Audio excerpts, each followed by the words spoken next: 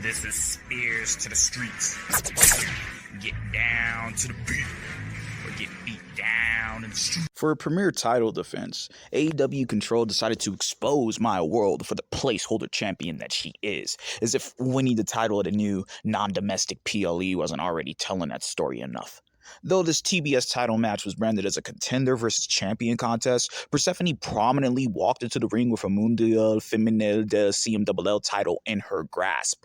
It is odd for a premier title defense to be champion versus champion. This is AEW Control stacking the deck against Maya World from just a billing perspective. And when getting into the meat of the bout, Persephone dominated World at just about every turn.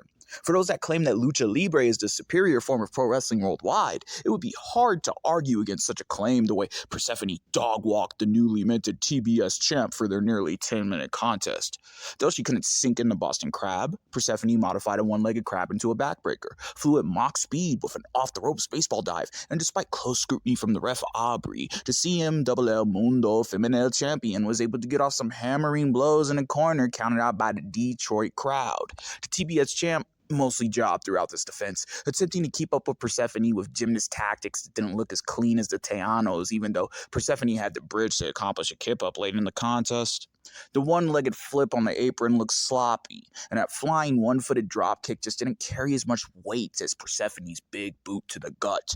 A rolling fireman's carry into the slam was carried out with precision by Persephone early in the match, but when World used a modified version of the move to retain the title, she needed a distraction from Chris Stratlander, no less, just to half-ass a signature Persephone pulled off moments prior.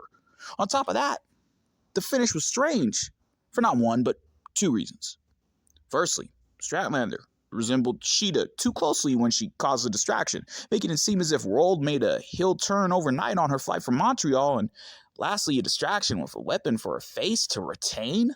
The optics on this finish are just terrible, especially for a newly minted champion not able to get the job done on her first outing out with gold on her own. It seems as if AEW Control took a page out of WWE Creative's book by having a Negroid female champion get demolished by a Teano, except the differences between Soruka's loss of the IC title and Maya's TBS defense here are staggering. Ruka will go on to win bigger titles after her loss against Rodriguez, but as for World, I can't help but notice that she looked better in the indies as a singles competitor, and far better with Hyann only months ago in tag competition on ROH.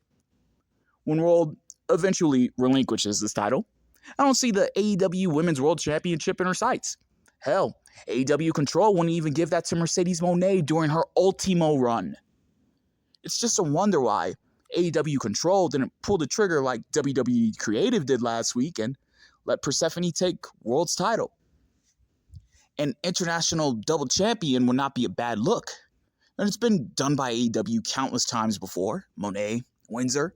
It's not as if World would have broken any records losing the title in her first defense.